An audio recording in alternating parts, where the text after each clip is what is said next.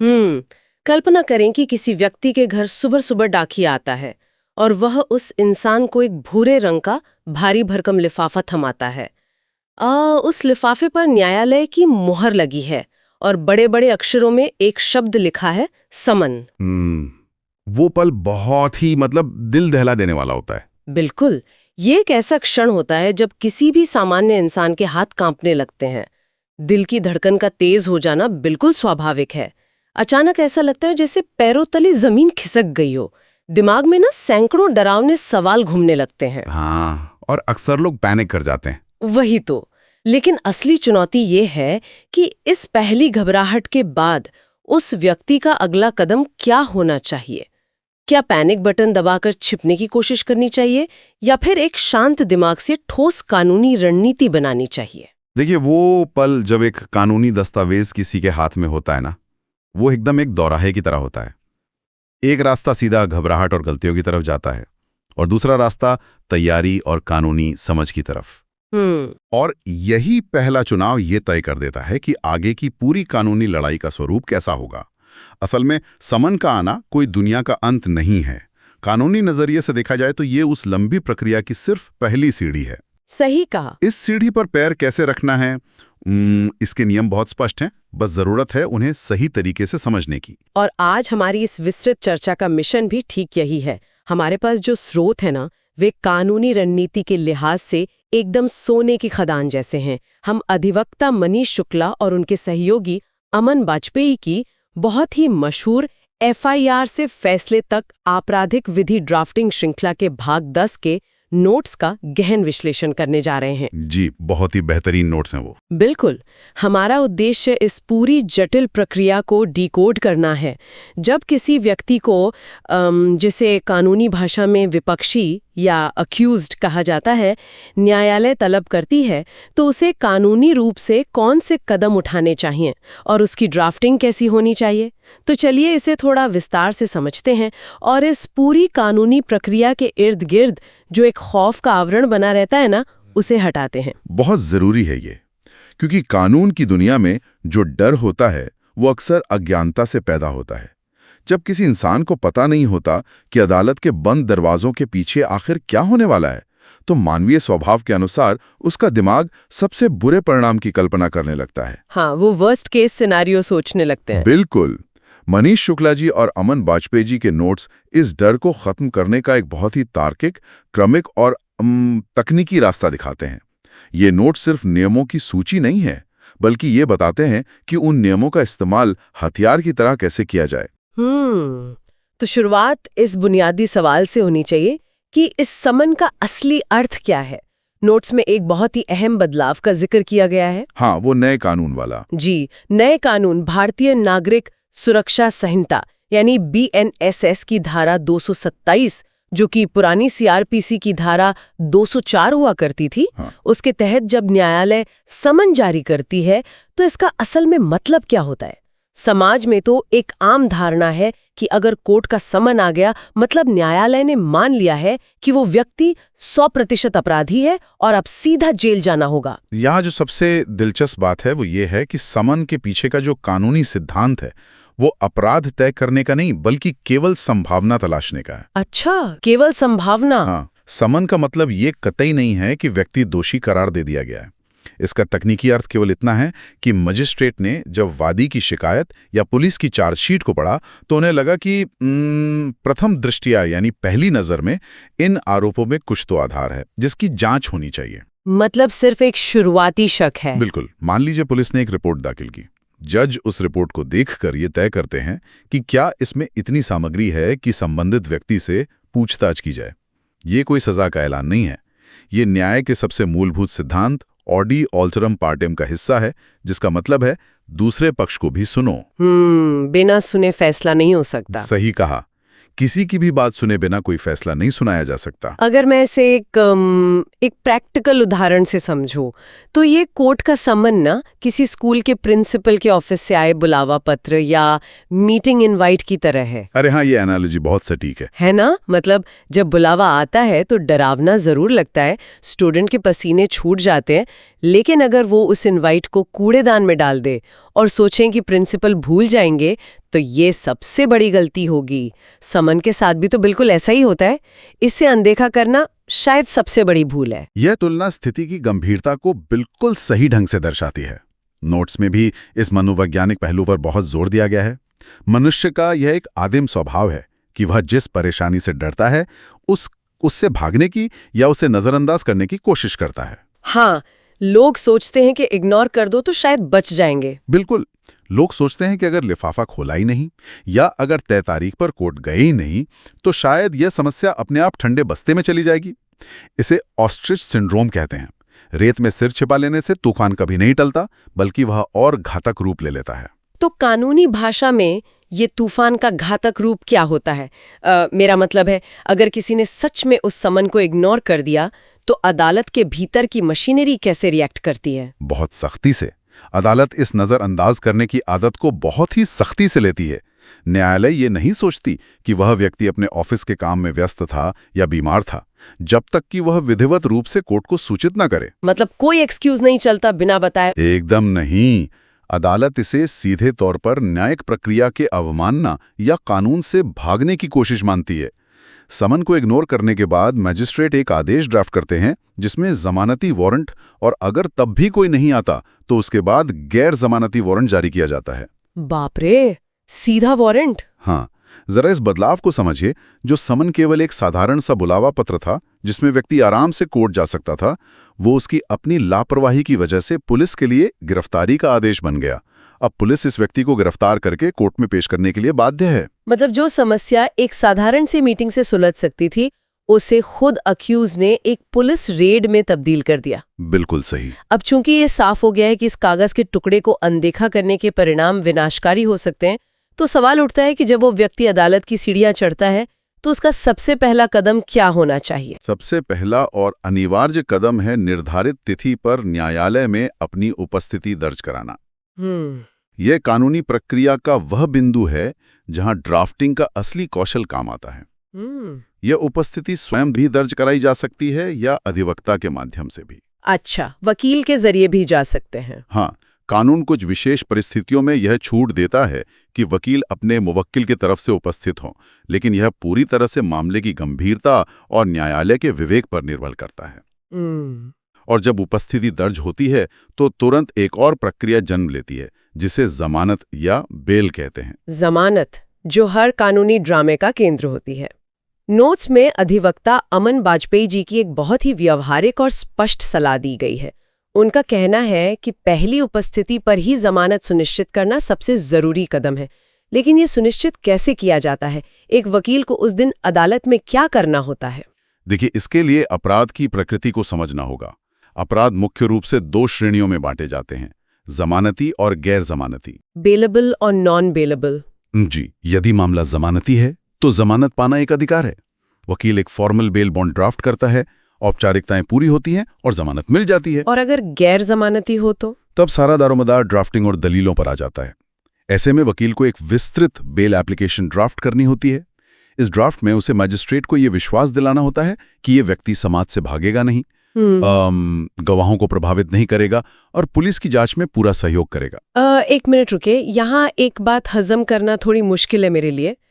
एक आम नागरिक के नजरिए से सोचिए, अगर किसी इंसान को किसी पुरानी दुश्मनी की वजह से झूठे केस में फंसाया गया है, वो पूरी तरह से निर्दोष है, तो वो व्यक्ति सीधे जज के सामने जाकर ये क्यों नहीं कह सकता कि जनाब ये पूरी कहानी मनगढ़ंत है, मेरे पास उस दिन शहर से बाहर होने के पक्के सबूत है? उसे पहले दिन ही इस बेल, बॉन्ड और वकीलों की लंबी चौड़ी प्रक्रिया में क्यों पड़ना चाहिए? यह आक्रोश और ये सवाल पूरी तरह से जायज है। कोई भी निर्दोष व्यक्ति यही सोचेगा। लेकिन न्याय प्रणाली को इस नजरिए से देखना होगा कि वो भावनाओं पर नहीं, बल्कि एक तयशुदा सिस्टम और साक्ष्यों के मूल्यांकन पर चलती है। मतलब जज पहले दिन फैसला नहीं सुना सकते? बिल्कुल नहीं। जिस दिन कोई व्यक्ति पहली बार कोर्ट में पेश होता है, न्यायालय के पास ऐसा कोई जादुई चश्मा नहीं होता जिससे वो देखकर बता दे कि वादी सच बोल रहा है या विपक्षी। दोनों पक्षों की अपनी अपनी कहानी होती है। निर्दोष साबित होना एक लंबी न्यायिक प्रक्रिया का अंतिम परिणाम है, पहला नहीं। तो फिर जमानत का इस पूरी मशीनरी में असल काम क्या है? जमानत का मुख्य उद्देश्य ये है कि जब तक ये लंबी जांच और अदालती कार्यवाही चलेगी, जिसमें महीनों या साल भी लग सकते हैं, तब तक उस व्यक्ति की व्यक्तिगत स्वतंत्रता सुरक्षित रहे। हाँ, जेल में रह के केस लड़ना तो बहुत मुश्किल होगा। बहुत मुश्किल। कानून का मानना है कि जब तक दोष सिद्ध ना हो जाए, तब तक व्यक्ति को जेल में रखना अन्याय है। इसलिए वाजपेयी जी इस बात पर जोर देते हैं कि पहली उपस्थिति में केस की मेरिट यानी सच झूठ पर लड़ने के बजाय वकील का पूरा ध्यान एक मजबूत बेल एप्लीकेशन ड्राफ्ट करने और व्यक्ति की आज़ादी सुनिश्चित करने पर होना चाहिए। बाहर रहकर केस लड़ना जेल के अंदर से केस लड़ने की तुलना में 1000 गुना बेहतर है। ये एक बहुत ही रणनीतिक नजरिया है।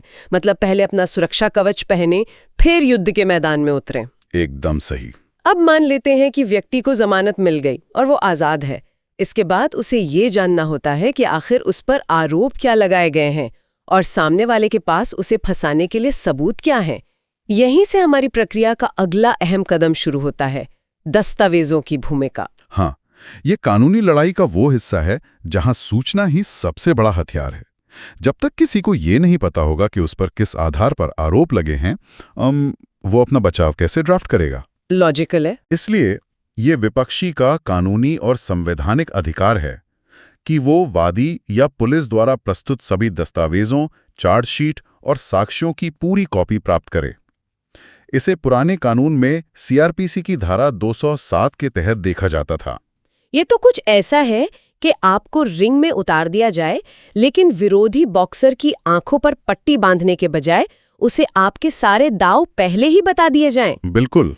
एक बार जब विपक्षी के वकील के पास वो पूरी फाइल आ जाती है, तो वे उसका क्या करते हैं? मतलब वे उस फाइल में क्या ढूंढ रहे होते हैं? एक कुशल वकील उस फाइल को एक जासूस की तरह पढ़ता है। वे सिर्फ कहानी नहीं पढ़ते, वे कहानी में मौजूद छेदों को या कहें लूप होल्स को खोजते हैं। कमियां निकालते हैं। जी, वे देखते हैं कि क्या वादी की कहानी और पुलिस की रिपोर्ट में कोई विरोधाभास है, क्या जो आरोप लगाए गए हैं उनके समर्थन में कोई मेडिकल रिपोर्ट या फोरेंसिक साक्ष्य है। और ये गहरी छानबीन इसलिए की जाती है ताकि केस की सबसे महत्वपूर्ण स्टेज के लिए रणनीति बनाई जा सके, जिसे अदालत की भाषा में चार्ज तय करना कहते हैं। यहाँ मामला सच में बहुत दिलचस्प हो जाता है, क्योंकि चार्ज तय करने की स्टेज पर विपक्षी के पास एक ऐसा ब्रह्मास्त्र होता है जो पूरी बाजी पलट सकता है। नोट्स में इसे डिस्चार्ज कहा गया है। हाँ, डिस्चार्ज बहुत पावरफुल टूल है। यह एक ऐसा सुरक्षा कवच है जो उस लंबे, उबाऊ और खर्चीले ट्रायल के पूरी तरह से शुरू होने से पहले ही व्यक्ति को हमेशा के लिए बचा सकता है। यह जादू की तरह लगता है, लेकिन यह काम कैसे करता है? डिस्चार्ज कोई जादू नहीं है, बल्कि ये उच्च स्तर की ड्राफ्टिंग और कानूनी तीक्ष्णता का परिणाम है।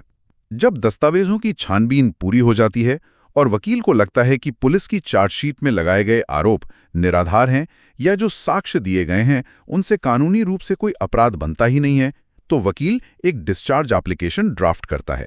मतलब वो जज को बताते हैं कि केस ही नहीं बनता? बिल्कुल। ये ड्राफ्ट सीधे तौर पर जज से ये कहता है कि इस मामले में मुकदमा या ट्रायल चलाने के लिए पर्याप्त आधार ही नहीं है। क्या इसका कोई प्रैक्टिकल उदाहरण दिया जा सकता है कि ये अदालत में कैसे प्रस्तुत किया जाता है? हाँ, मान लीजिए किसी व्यक्ति पर धोखाधड़ी और पैसे हड़पने का आरोप है, लेकिन जब वकील फाइल पढ़ता है तो उसे पता चलता है कि पुलिस ने ऐसा कोई भी बैंक स्टेटमेंट या लेन देन का सबूत नहीं लगाया है जिससे ये साबित हो कि पैसा ट्रांसफर हुआ था। हाँ, कोई सबूत ही नहीं है पैसों का। जी, तो वकील अपने डिस्चार्ज एप्लीकेशन में इसी बात को केंद्र में रखकर ड्राफ्टिंग करेगा। वो दलील देगा कि जब वित्तीय लेन देन का कोई प्राथमिक साक्ष्य ही नहीं है तो धोखाधड़ी का ट्रायल क्यों चलाया जाए। अगर जज इस दलील और ड्राफ्ट से सहमत हो जाते हैं तो वो व्यक्ति वहीं दोष मुक्त हो जाता है। उसे बरसों चलने वाली गवाही और जिरह से नहीं गुजरना पड़ता।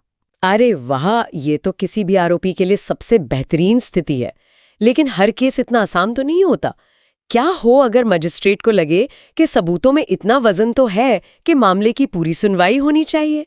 अगर डिस्चार्ज की वो अर्जी खारिज हो जाए, तब शुरू होता है असली कानूनी युद्ध, जिसे ट्रायल कहते हैं।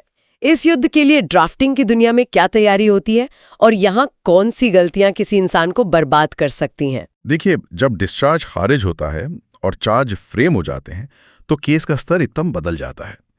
अब खेल कागजों से निकलकर गवाहों के बयानों तक पहुंच जाता है। ट्रायल की तैयारी में बहुत ही सूक्ष्म स्तर का काम होता है। विपक्षी के वकील को अब अपने बचाव के गवाहों की सूची तैयार करनी होती है। लेकिन जो सबसे बड़ा और चुनौतीपूर्ण काम होता है वो है वादी के गवाहों से जिरह यानी क्रॉस एग्जामिनेशन करने की ठोस रणनीति बनाना। जिरह ये शब्द सुनते ही किसी फिल्म के कोर्टरूम सीन की याद आ जाती है, लेकिन मुझे ये ट्रायल की तैयारी और जिरह की रणनीति बिल्कुल शतरंज के खेल जैसी लगती है। बिल्कुल। शतरंज में एक अच्छा खिलाड़ी सिर्फ अपनी अगली चाल के बारे में नहीं सोचता, उसे ये भी अनुमान लगाना होता है कि जब वो अपना मोहरा आगे बढ़ाएगा तो सामने वाला उसे काटने के लिए कौन सी चाल चलेगा। जिरह की ड्राफ्टिंग में भी तो यही होता होगा। विपक्षी के वकील को सिर्फ अपने सवाल नहीं पूछने होते, बल्कि वादी के गवाहों से जिरह करते समय उनके संभावित जवाबों का भी अनुमान लगाना होता है। ये तुलना बहुत ही सटीक है और जिरह की आत्मा को बयां करती है। जिरह कोई साधारण सवाल जवाब का सत्र नहीं है, ये झूठ की परतें उधेड़ने की एक बहुत ही वैज्ञानिक कला है। होता यह है कि वादी के गवाह अदालत में आने से पहले पूरी तरह तैयार किए गए होते हैं। हाँ, उन्हें रटाया जाता है कि क्या बोलना है। जी, उन्होंने एक कहानी को रट लिया होता है। एक कुशल वकील कभी भी उनसे सीधे तौर पर शुरू से अंत तक सवाल नहीं पूछता। वो अपनी जिरह की जो प्रश्नावली ड्राफ्ट करता है उसमें सवालों का क्रम जानबूझकर तोड़ा जाता है। कभी वो घटना के अंत से सवाल पूछता है, फिर अचानक घटना की शुरुआत में चला जाता है। ये तो किसी रटी हुई कहानी के बीच में बम्पर लगा देने जैसा है। दिमाग चकरा जाए गवाह का। बिल्कुल। मानव मस्तिष्क किसी रटी हुई झूठी कहानी को उल्टे क्रम या बेतरतीब क्रम में नहीं सुना सकता। इसी दबाव में गवाह लड़खड़ाते हैं और विरोधाभास या कहें कॉन्ट्रडिक्शंस सामने आते हैं, और इन्हीं विरोधाभासों को अदालत रिकॉर्ड करती है, जो अंततः विपक्षी के निर्दोष होने का आधार बनते हैं। यह पूरी प्रक्रिया रातों रात नहीं होती, इसके पीछे हफ्तों की रिसर्च और सटीक ड्राफ्टिंग होती है। लेकिन इसी ट्रायल की भागदौड़ और मानसिक दबाव के बीच कुछ लोग बहुत बड़ी और घातक गलतियां कर बैठते हैं। हमारे स्रोत में उन गलतियों पर खास जोर दिया गया है जो एक मजबूत केस को भी धूल चटा सकती हैं। अदालत में अनुपस्थित रहना या बिना सोचे समझे बयान दे देना तो नुकसानदायक है ही, लेकिन इनमें एक गलती है जिसे ड्राफ्टिंग श्रृंखला में आत्मघाती बताया गया है: गवाहों को प्रभावित करने की कोशिश करना। अगर हम इसे व्यापक संदर्भ में देखें तो ये समझना मुश्किल नहीं है कि लोग ऐसी बेवकूफ़ी क्यों करते हैं। जब किसी इंसान पर जेल जाने की तलवार लटक रही होती है तो उसके भीतर का आदिम डर हावी हो जाता है। डर के मारे इंसान कुछ भी कर सकता है। हाँ, इसी अंधकार और घबराहट में अक्सर विपक्षी या उसके परिवार वाले ये सोचने लगते हैं कि क्यों ना गवाहों को डरा धमकाकर या उन्हें पैसे का लालच देकर गवाही बदलवा दी जाए। उन्हें लगता है कि वे सिस्टम को चकमा दे रहे हैं और स्मार्ट खेल रहे हैं। लेकिन हकीकत में वे सिस्टम को खुद पर हथौड़ा चलाने का न्योता दे रहे होते हैं। ये कानूनी रूप से आत्महत्या के समान है। हमारी न्यायिक व्यवस्था गवाहों की सुरक्षा को लेकर बहुत ही संवेदनशील है। यदि न्यायालय को जरा भी भनक लग गई या वादी पक्ष ने अदालत में ये शिकायत दाखिल कर दी कि विपक्षी गवाहों को डरा रहा है या उन्हें खरीदने की कोशिश कर रहा है, तो उस व्यक्ति की जो जमानत पहली उपस्थिति में मिली थी वो तुरंत रद्द कर दी जाती है। यानी सीधा जेल की सलाखों के पीछे। जी, और एक बार गवाहों को प्रभावित करने के आरोप में जमानत रद्द हो गई तो दोबारा जमानत मिलना लगभग असंभव हो जाता है। आपका केस कागजों पर, मेरिट पर कितना भी मजबूत क्यों न हो, आपके वकील ने कितनी भी अच्छी जिरह की ड्राफ्टिंग क्यों न की हो, घबराहट में उठाया गया ये एक गैर कानूनी कदम आपके जीते जिताए केस को राख में मिला सकता है। न्यायालय के साथ चालाकी करने की कोशिश का खामियाजा बहुत भारी होता है। ये एक बहुत ही गहरी और डराने वाली हकीकत है। डरा हुआ इंसान अक्सर ऐसे फैसले लेता है जो उसकी बर्बादी का कारण बनते हैं। इसी बिंदु पर आकर अमन वाजपेयी जी की वो प्रैक्टिकल सलाह एक मील का पत्थर साबित होती है। उन्होंने अपने नोट्स में साफ लिखा है, विपक्षी की जीत उसकी तैयारी पर निर्भर करती है, घबराहट पर नहीं। बिल्कुल। शुरुआत से ही अपने अधिवक्ता के साथ पूरी पारदर्शिता रखनी चाहिए। मुवक्किल और वकील के बीच का ये तालमेल ही केस की रीढ़ होता है। वकील एक डॉक्टर की तरह है। यदि कोई इंसान अपने वकील से ही तथ्य छुपाएगा या वकील की सलाह के बिना पर्दे के पीछे से खुद ही गवाहों से डील करने लगेगा तो उस केस का हारना तय है। एकदम सही। जो रोड मैप आज हमने इस विश्लेषण में समझा है, समन को गंभीरता से लेना, सही ड्राफ्टिंग के जरिए जमानत सुरक्षित करना, दस्तावेजों में कमियां ढूंढना, डिस्चार्ज की मजबूत अर्जी लगाना और फिर एक अचूक जिरह के साथ ट्रायल का सामना करना, ये एक अत्यधिक तकनीकी और वैज्ञानिक प्रक्रिया है जिससे सिर्फ एक पेशेवर के मार्गदर्शन में ही पूरा किया जा सकता है। और इस पूरी गहन चर्चा से जो मुख्य सूत्र वाक्य निकल कर आता है, जो वो पावर लाइन है जिसे कानूनी परेशानी में फंसे हर इंसान को याद रखना चाहिए, वो ये है कि समन अंत नहीं है, ये आपकी कानूनी लड़ाई की शुरुआत है। जिस विपक्षी ने इस लिफाफे को देखकर घबराने के बजाय सही कदम उछालिए, अपने वकील की बात मानकर सही ड्राफ्टिंग पर भरोसा किया, उसका केस आधा तो वही मजबूत हो जाता है। सही कानूनी रणनीति और सटीक ड्राफ्टिंग ही असल ढाल है। और इस स्रोत सामग्री से जुड़ी एक बहुत ही रोचक और ध्यान खींचने वाली जानकारी भी सामने आई है। मनीष शुक्ला एंड एसोसिएट ने कानूनी मदद के लिए अपना एक हेल्पलाइन नंबर 9839-036853 भी साझा किया है। लेकिन जो बात सबसे दिलचस्प है वो ये है कि एक सशुल्क यानी पेड सुविधा है। और सिर्फ यही नहीं, ये स्पष्ट रूप से बताया गया है कि कॉल केवल रात 8 से 10 बजे के बीच ही की जा सकती है। ये छोटी सी जानकारी कानूनी पेशे की वास्तविकता को बहुत गहराई से दर्शाती है। यह दिखाता है कि कानूनी दुनिया कितनी व्यस्त, नियमबद्ध और पेशेवर होती है। दिन भर वकील अदालतों में बहस कर रहे होते हैं, जिरह कर रहे होते हैं और डिस्चार्ज या बेल की जटिल ड्राफ्टिंग में उलझे होते हैं। बिल्कुल, एक अच्छे वकील का समय और उनका दिमाग ही उनकी सबसे बड़ी पूंजी है। ये जानकारी इस बात का सबूत है कि कानूनी लड़ाई कोई शौकिया काम नहीं है। जब किसी का भविष्य दांव पर हो तो मुफ्त की या किसी गैर पेशेवर रिश्तेदार की सलाह सबसे ज्यादा महंगी पड़ सकती है। हाँ, सही कहा। ऐसे वक्त में एक ऐसे पेशेवर की जरूरत होती है जो समय निकालकर केस का वैज्ञानिक तरीके से अध्ययन करे। खैर, आज हमने उस पहले डरावने समन से लेकर जिरह और ट्रायल की शुरुआत तक का लंबा सफर तय किया। लेकिन एफआईआर से फैसले तक की ये कहानी यहाँ खत्म नहीं होती है। हमारे नोट्स ये इशारा करते हैं कि इस जिरह और ट्रायल की प्रक्रिया के बाद जो अगली सबसे अहम और नाजुक चीज होती है वो है आरोपी का बयान, जिसे CRPC या BNSS के तहत स्टेटमेंट ऑफ अक्यूज्ड कहा जाता है। ये वो महत्वपूर्ण मोड़ होता है जहां से बचाव की असली रणनीति पूरी तरह से आकार लेती है। आरोपी का बयान वो चरण है जहां एक गलत ड्राफ्ट किया गया जवाब या जल्दबाजी में बोला गया एक गलत शब्द इंसान को बुरी तरह फंसा सकता है और एक सही नपा-तुला बयान उसे पूरी तरह से बेदाग निकाल सकता है। तो इस सब का असल मतलब क्या है?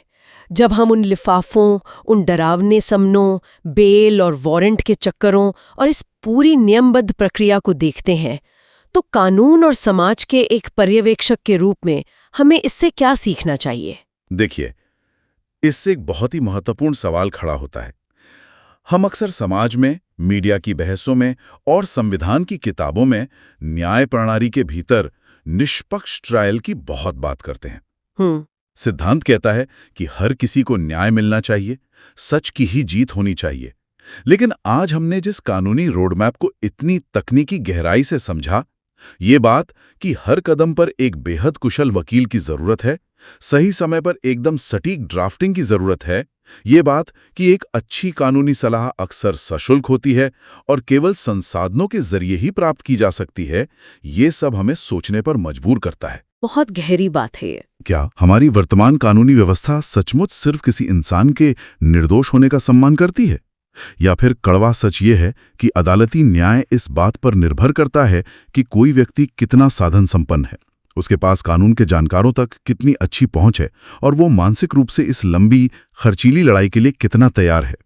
क्या न्याय अब केवल उसी का है जो कागजों और ड्राफ्टिंग की इस जटिल लड़ाई को जीतना जानता है? उसी भूरे रंग के लिफाफे से शुरू होकर उसी लिफाफे के अंदर मौजूद कागजों के खेल पर आकर ये बात खत्म होती है। ये वाकई गहराई से सोचने वाली बात है कि क्या ये प्रणाली सच्चाई की रक्षा कर रही है या सिर्फ उस प्रक्रिया की रक्षा कर रही है जिसे जीतने के लिए एक बेहतरीन ड्राफ्ट की जरूरत होती है।